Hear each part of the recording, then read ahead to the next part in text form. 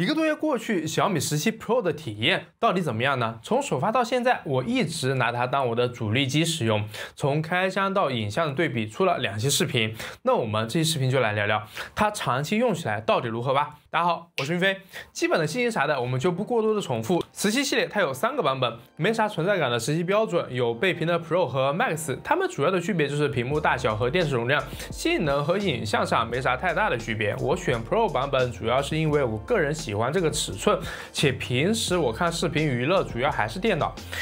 但賣的最好的顯然是 Max 版本，一度沒貨。但很意外的是在1個月之後，我在我們工作室發現，居然有其他3個小伙伴都換了17系列的手機，且和我一樣都是 Pro 的版本，都是真金白银買的，這就足以說明這個背屏的一個吸引力了。在外觀上，材質和整體的質感它都很不錯，大家反馈也都是比較正向的，整體的工藝表現也都是還可以的。但镜头部分因為背部屏幕加突出，就還是非常容易吸引灰塵。而另一個點就是這次有好多這種大 R 角的設計，且內外 R 角都保持了一致，這也就使得它的接缝表現沒有那麼完美。我手裡的這台在上面的這個接缝它就進灰了，且我都是帶保護殼使用的，背部屏幕也會有一些縫隙。其他的方面我倒是沒啥可挑的，就是希望小米的品控細節可以加強，至少這次按键它是不換了嘛。而在机身尺寸方面，如果日常有用電腦或者其他的這個設備，比如平板啥的，那麼 Pro 版本的這個手感是非常不錯且很值得選擇。而像 K90 Pro Max 那種大一些的屏幕，卻確實有點太大，當手握持它會有一些吃力。我個人認為那種就更適合只有一個設備的用戶。當然，想買 Max 版本就當我沒說啊。我這段時間帶17 Pro 和 K90 Pro Max 去給朋友都體驗了一下，除了背屏好玩的那個點，很多都是說這個尺寸如果有對比的話，17 Pro 確實會更舒服。那麼接下來就是實際的使用了。其實正面整體來說，就和小米15上面的這個澎湃3它沒什麼區別，用下來感覺就是性能更強一點，然後 R 角更大，整體會更寬一點，用久了還是挺舒服的。而這個系統老實說，平時看的就是很快的，但依然會有偶爾遇到的卡頓，當然這個概率很小。即使是蘋果17，它也依然會有卡的時候啊。當然，也在實際使用的時候遇到過1、2次卡應用短時間無響應。而大家有反饋說的發熱，大概率原因是因為它本地的這個分析。像我這種有3萬多張照片的人來說，這個過程會比較的長，且手機的續航時間會受這個影響。分析完成之後，影響就偏小了。如果少照片的用戶用這個就沒啥感覺，這也是大家感受會不一樣的原因。再一個就是發熱，它主要集中的點就是拍攝了大量照片的時候，17 Pro 還是會有一些溫度的，特別是在人像模式，它是需要計算圖片的一個信息，所以這其實是手機功耗最高的時候。在遊戲環境裡面，常見的这些遊戲帧率它表現都不錯，很穩定，而且握持的手感也非常可以，在性能上是不需要操心的，系統層面算是穩定發揮。但這代真正讓17 Pro 變得有意思的，還得是它的這個背屏。很多人都說這玩意兒沒啥用，圖增功耗，但實際用了才知道，確實是有很不一樣的點。它不僅僅是一個信息展示的一個窗口，更誇張的是它社交屬性還有個人的喜好展示，這絕對是一個大點，是真的非常有意思。就是前幾天我去潮汕找朋友玩，都不需要我主動拿出來，朋友就會忍不住問這個東西，然後拿過去研究，發現原來是這樣，還有這個功能，就真的非常有意思。第二個就是背屏它的這個使用屬性，超級島、澎湃3它都有，但背後的這個屏幕它是更大了，而且它是常駐的，這點在一些出差的時候就真的有些實用。但也是我朋友擔心的一個點，就是有些東西它是需要隱藏的，那麼如何去保護隱私呢？那麼這個確實目前沒有太好的一個解決方案，除非你手動去劃掉它，或者去關閉這個選項。第3個就還是展示自己個性的一個平台。我們看你有各種各樣的手機殼，而這個背屏它也充當了個性展示的平台。我們可以看到在網上有很多非常有意思的背屏壁紙，可以自己下載設置，然後也有很多现成的主題。当然你也可以和我一樣貼一些自己喜歡的東西，比如說這個辣椒就很有意思，吃飯得加辣。而且現在這個系統更新了，也有新的這個貼背屏的一個動畫，然後現在也有了隱私模式，就是你開啟之後它會直接禁止拍照、錄音、定位、系統級，其他的 APP 都無法獲取具體的數據。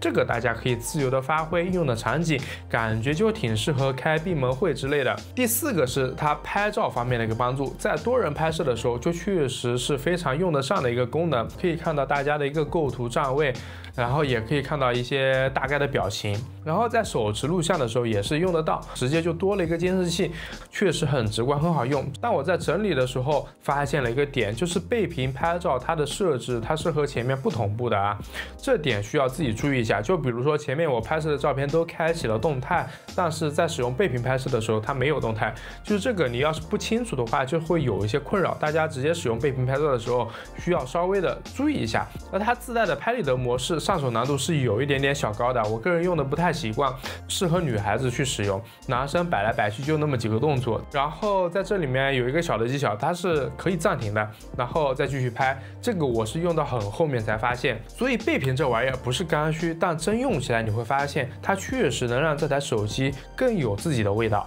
都聊到拍攝了，那麼我們可以來瞧瞧它拍攝出來的照片。講真，確實有蠻多照片都有逆光之王的味道，就整體的氛圍上表現確實非常可以，美食方面的表現也很不錯，然後在人像方面它就更 nice 了。我在外面玩的照片一度讓朋友圈的小伙伴都覺得這是相機拍攝的，而不是用手機。我覺得這也是我現在為啥外出都很少帶相機的緣故。一方面是相機太重，背負着負擔挺大，而另一方面就是手機现在已經足夠的強大，拍攝出來的東西已經很棒了，且手機直接搞定修圖、美顏啥的，就確實很符合現在拍攝的需求，拍完直接出片，而不是還要帶電腦修很久圖片。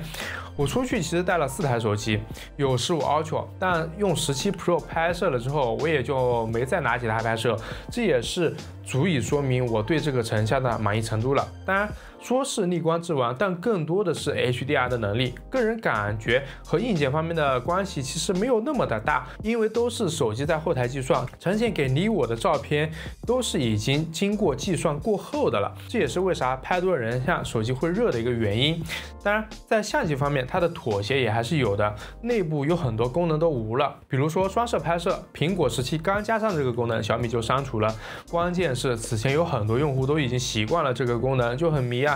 之前升級澎湃3的時候都 OK， 這就搞不太懂反向升级的原因在哪。而在焦段上 ，Pro 是5倍长焦微距，在2倍的拍攝就主要靠主攝，遠一點的開啟5倍，其實也還行吧，畫質的下降幾乎沒啥影響。對比小米15來說，再一個就是這個長焦微距，最近對焦距離它會稍微的遠一點點，然後就是感知不咋明顯的這個超廣角，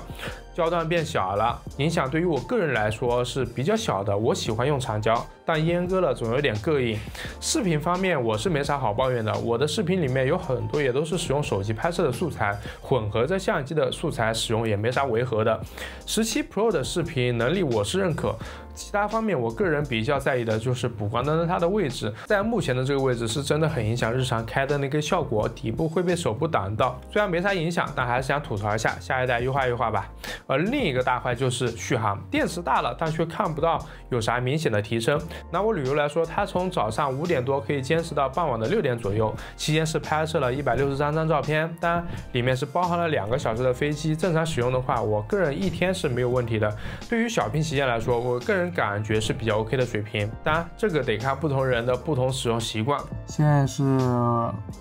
傍晚的6點鐘，然後電量是8%，然後大家可以看一下這個一天的一個使用量啊，就是還是比較高頻的。然後我們可以直接來看一下系統設置裡面的一個情況。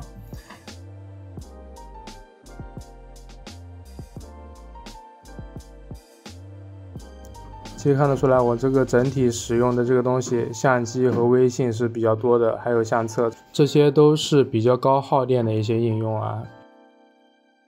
酷安的評分是9.2分，就是續航拖了點後腿，但 Max 機型補齊了這一塊，所以評分是真的高，來到了9.5。長期用下來，我覺得17 Pro 屬於那種越用越順手的機器，你會發現它的每個功能都落得挺實在的，就還是小米小尺寸旗艦機的水準，就是沒有短板，啥都可以拿到90分，還是那種水桶機的路子。但相對於的賣爆的原因，我個人感覺就還是它這個情緒價值，它是真的拉滿的，從線下店大大家都看这個沒什麼用的副屏，到 Max 機型短暫的供後不足，再到現在的激活量超過200萬台，小米這代的差異化做的還是非常牛的。這一代的不管是紅米還是小米都有很吸引人的點，選到極致，然後突然在這個基礎上創新了。小米17系列是這個背屏，紅米 K90是音質，就個人感覺它這個是很好的點，也是消費者買單的原因。所以我覺得17 Pro 更像是小米在理性和感性之間找到的平衡點，希望下一代在品控上面再穩一點，那就基本上是满分的水桶機了。你用小米17 Pro 感覺怎麼樣呢？以上就是我1個多月的長期體驗分享了，想說的都說乾淨了，希望你會喜歡，絕對真實。晚點也會繼續更新紅米 K90 Pro Max 的使用感受，還是挺曲折的，記得關注呀。那麼我是雲飛，保持思考，那我們下一視頻再見。